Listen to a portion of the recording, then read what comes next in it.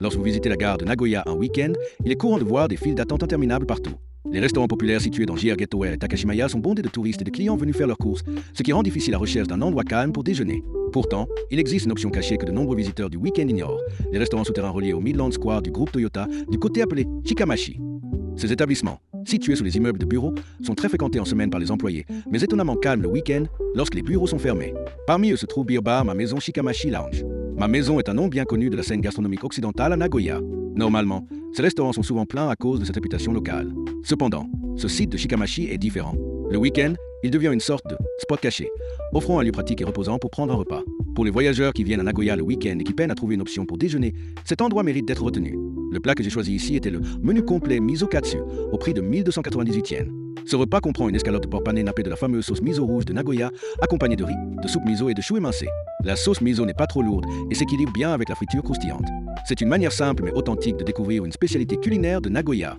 Si vous voulez goûter à un plat local de façon décontractée, ce set est un choix facile. Le menu du déjeuner propose également du steak haché, du steak de porc, une escalope classique, ainsi qu'un déjeuner spécial combinant steak haché, crevettes frites et mini curry. La plupart des menus coûtent environ 1298 yens, ce qui est raisonnable pour un restaurant situé juste sous la gare de Nagoya. Le soir, comme son nom l'indique, l'établissement propose des boissons et des plats de type bar, mais à midi fonctionne comme une brasserie conviviale. À l'intérieur, l'ambiance est détendue, avec des banquettes et des tables rondes disposées dans un style bistrot. Le plus grand avantage est l'accès. Vous pouvez rejoindre le restaurant par les passages souterrains de la gare de Nagoya, sans sortir à l'air libre, même les jours de pluie. Pour les touristes, cette commodité est précieuse. Cela dit, les critiques en ligne ne sont pas particulièrement élevées. Certains adorent, d'autres sont moins convaincus. Ainsi, plutôt que d'attendre une expérience gastronomique haut de gamme, il vaut mieux considérer cet endroit comme une solution pratique lorsque vous ne trouvez pas de déjeuner à proximité. À mes yeux, c'est cet équilibre qui en fait un bon choix. En tant que Japonais vivant à Nagoya, j'ai visité 5000 restaurants avec un total de 10 000 repas dans tout le pays. De cette expérience, je peux dire que Beer Bar Ma Maison Shikamashi Lounge est unique en raison de son contexte. Une chaîne locale bien connue qui devient un lieu caché le week-end simplement parce qu'elle est entourée d'immeubles de bureaux.